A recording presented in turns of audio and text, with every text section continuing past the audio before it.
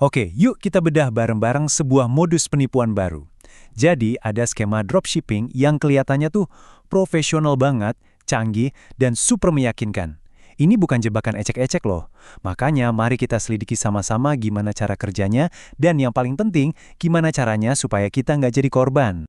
Nah, biasanya semuanya itu dimulai dengan janji yang manis banget. Coba bayangin, Anda ditawarin jadi pengusaha e-commerce kelas dunia. Nggak perlu pusing mikirin stok barang, nggak perlu ribet soal pengiriman. Anda tinggal jualan aja. Kedengarannya sempurna banget kan? Terlalu sempurna mungkin. Disinilah pertanyaannya muncul. Apa ini beneran peluang emas yang bakal ngubah hidup kita? Atau ini cuma jebakan yang dirancang dengan sangat-sangat cerdik? Yuk, kita lakukan semacam investigasi forensik buat cari tahu jawabannya. Oke, sebelum kita bongkar jebakannya, kita harus ngerti dulu umpannya. Kenapa sih tawaran kayak gini tuh begitu menarik? Apa yang bikin begitu banyak orang akhirnya tergiur? Janjinya itu loh, benar-benar menggiurkan. Anda ditawarin akses ke pasar global katanya. Potensi untungnya gede banget. Toko online-nya udah disiapin, jadi Anda tinggal pakai. Bahkan, Anda dapat status keren sebagai mitra dropship. Siapa coba yang nggak tertarik? Di atas kertas, ini kelihatan seperti paket bisnis impian kan? Nah, sekarang kita masuk ke bagian investigasinya. Kita akan mulai cari-cari bukti dari sisi teknis dulu. Dan disinilah biasanya, retakan-retakan pertama dari skema penipuan ini mulai kelihatan.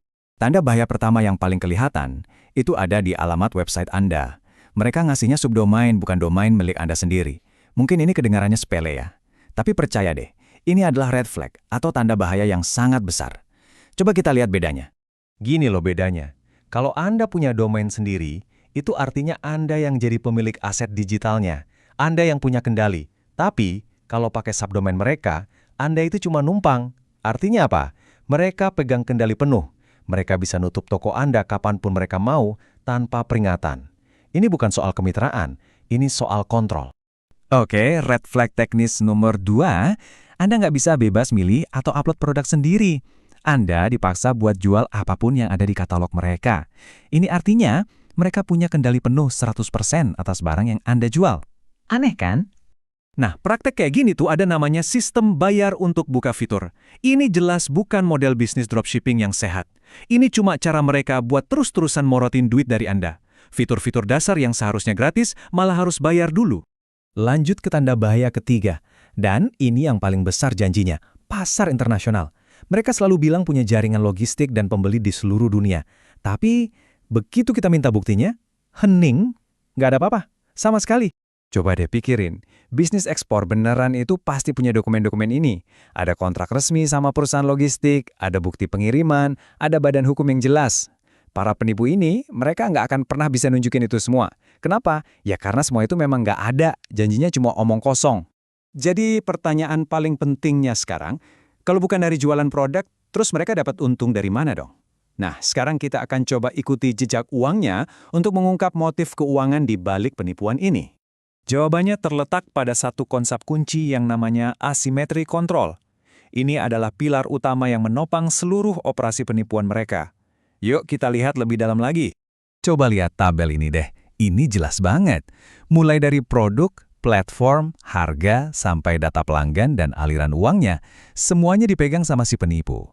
Korbannya nggak punya kendali sama sekali. Cuma bisa pasrah dan nunggu pembayaran yang mungkin nggak akan pernah datang.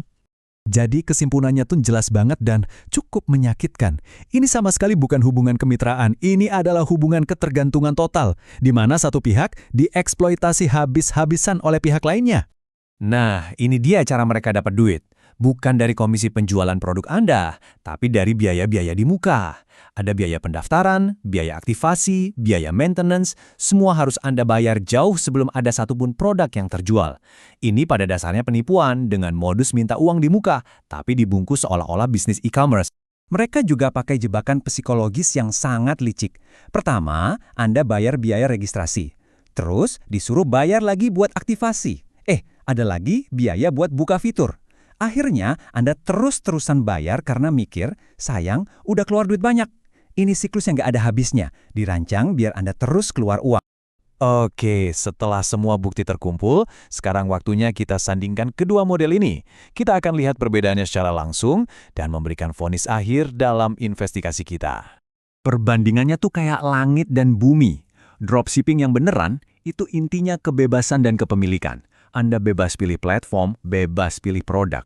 Tapi skema penipuan ini, kebalikannya, semua dikontrol, semua dikunci, dan pada akhirnya, Anda nggak punya apa-apa.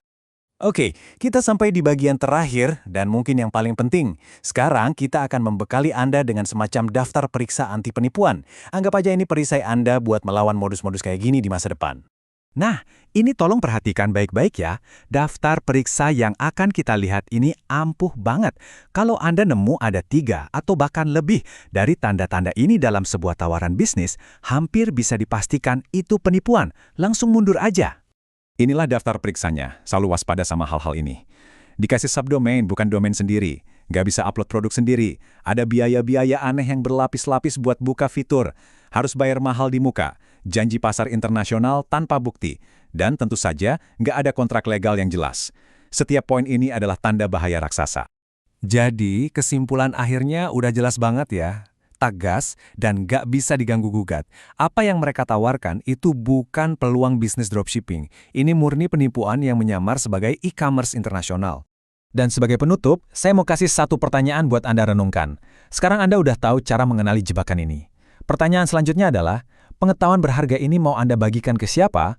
Karena dengan berbagi, kita bisa melindungi lebih banyak orang. Pikirkanlah.